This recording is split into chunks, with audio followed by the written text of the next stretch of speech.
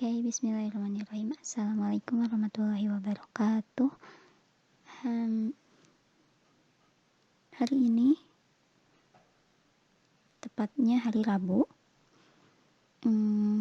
Ibu akan menjelaskan tentang bab 6, yaitu bab memperkuat komitmen bangsa. Nah, apa sih komitmen kebangsaan itu? Terus kenapa harus memperkuat komitmen kebangsaan?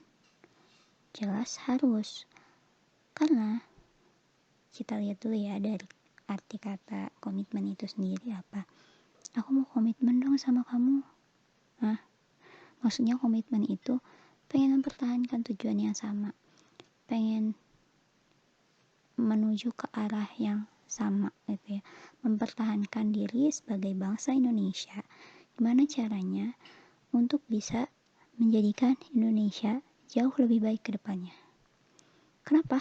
Karena kita sebagai bangsa Indonesia punya tugas masing-masing terhadap negara Indonesia ini. Misalnya, kalian sebagai pelajar, kalian lahir di Indonesia, kalian tinggal di Indonesia, kalian sudah mendapatkan haknya, kalian juga harus melaksanakan kewajibannya.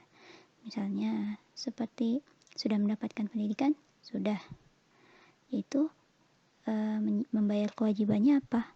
Belajar dengan rajin.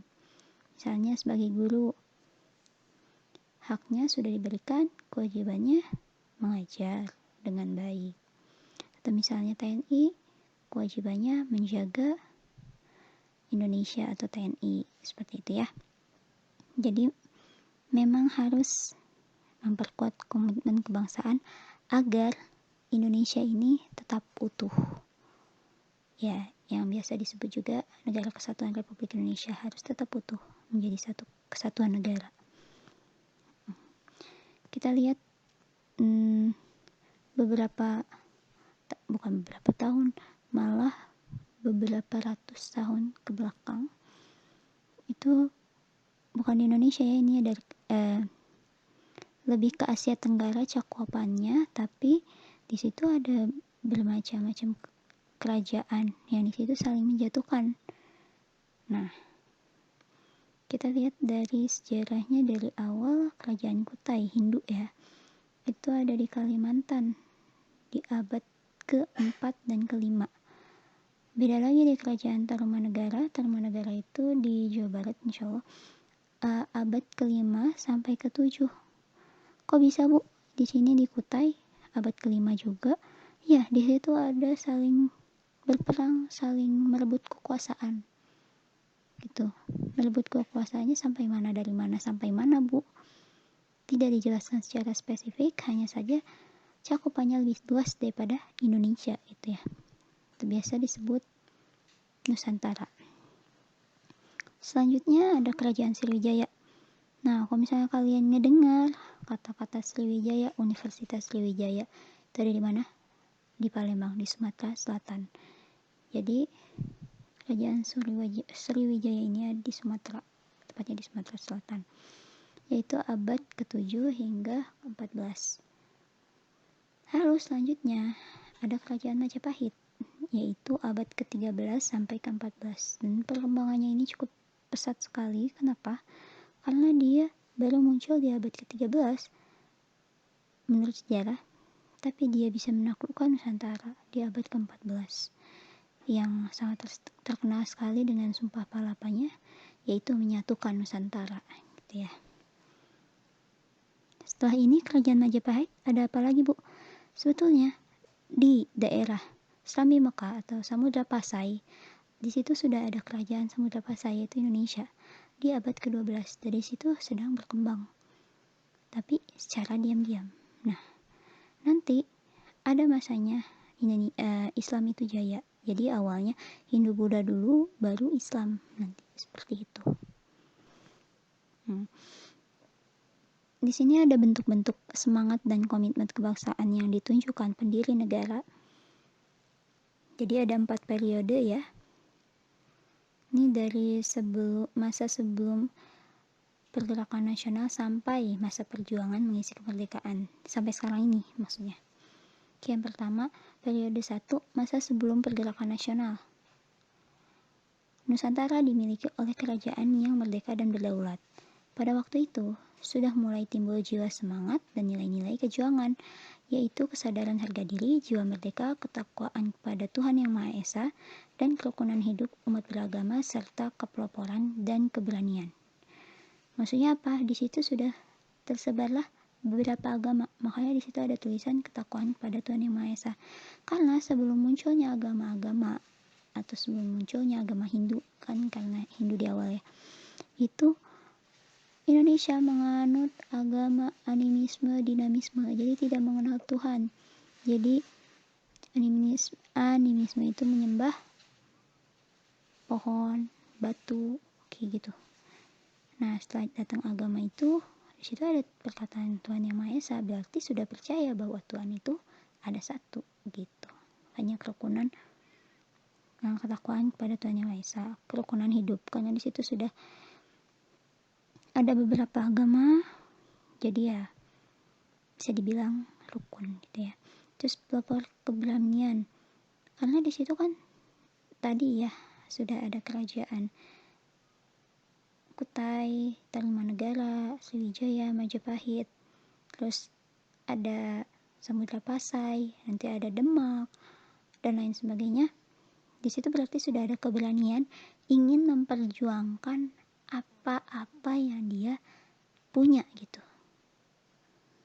Pengen punya rasa berdaulat, rasa merdeka, walaupun di situ belum hitungannya belum Indonesia, tapi masih Nusantara, masih kerajaan-kerajaan. Lalu yang kedua yaitu masa pergerakan nasional.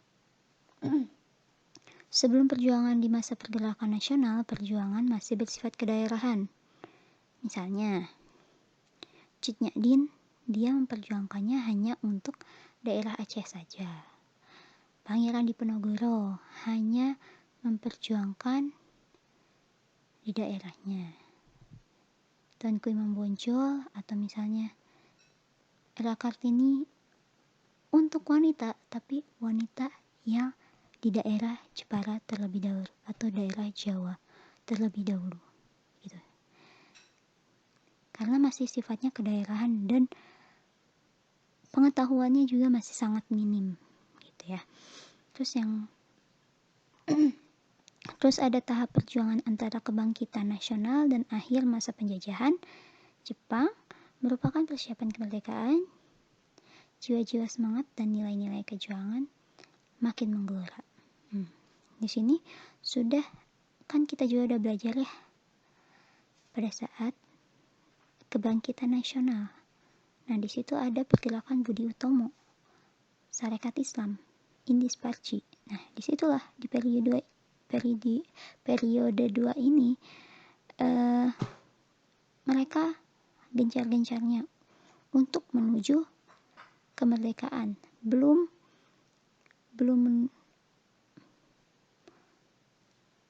Belum sangat terlihat, masih kedaerahan itu ya.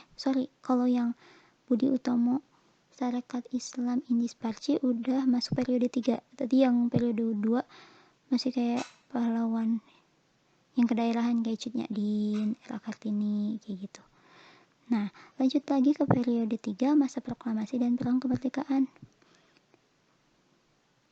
Sorry. Maaf. Tadi udah benar periode 2 itu. Aduh, maaf ya Ibu. Liar dikit.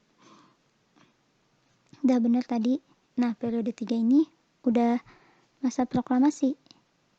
Udah bacakan proklamasi dan perang kemerdekaan. Gitu.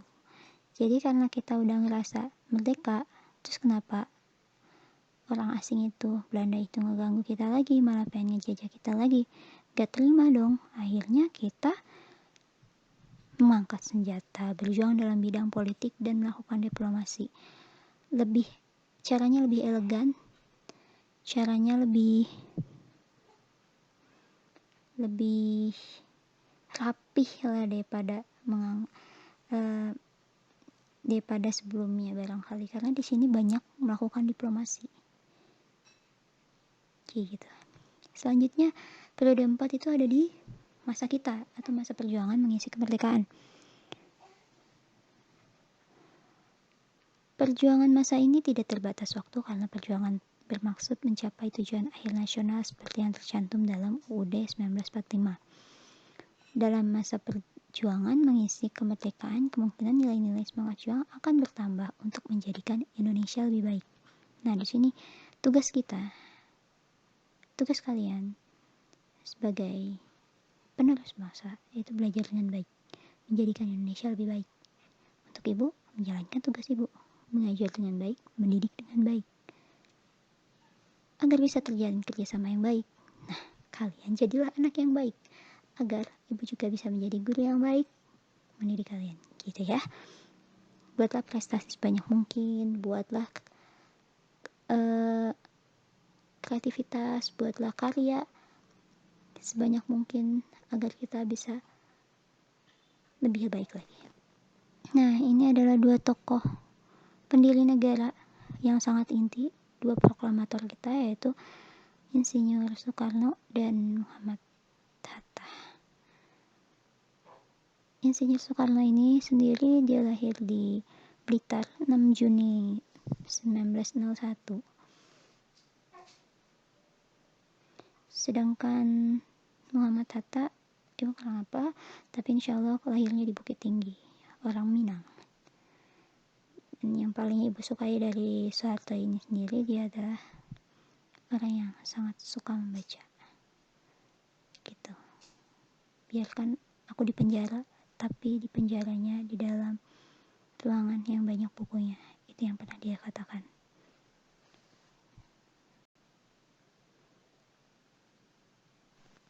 Nah, selain dua tokoh tadi juga masih banyak ya pahlawan-pahlawan bangsa kita yang tidak bisa ibu sebutkan satu persatu karena saking banyaknya, tapi intinya seperti itu.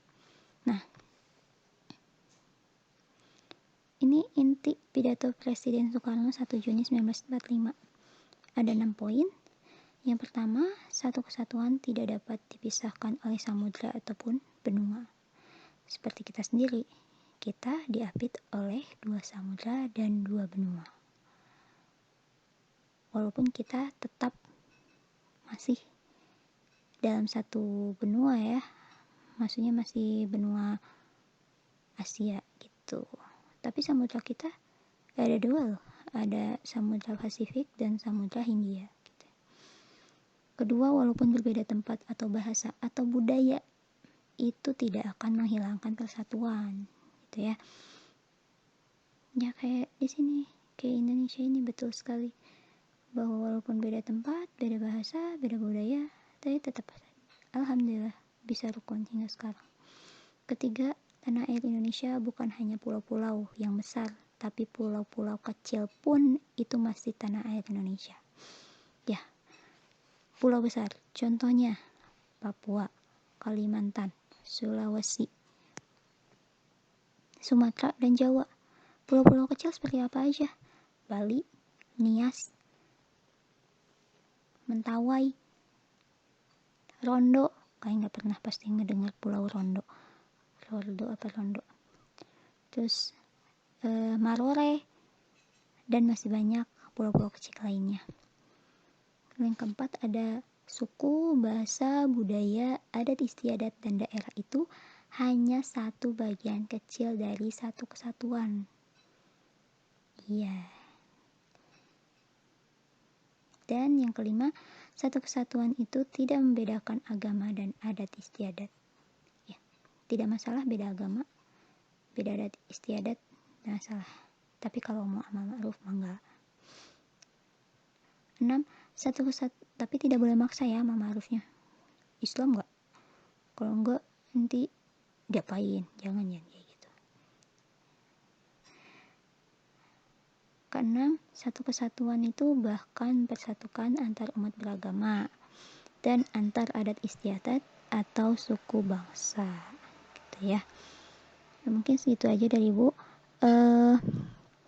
Mohon maaf apabila ada kesalahan. Kalau misalnya ada yang mau bertanya silahkan japri saja, chat saja via WA. Terima kasih atas perhatiannya. Semoga ilmunya bisa bermanfaat Dan ini juga termasuk dalam salah satu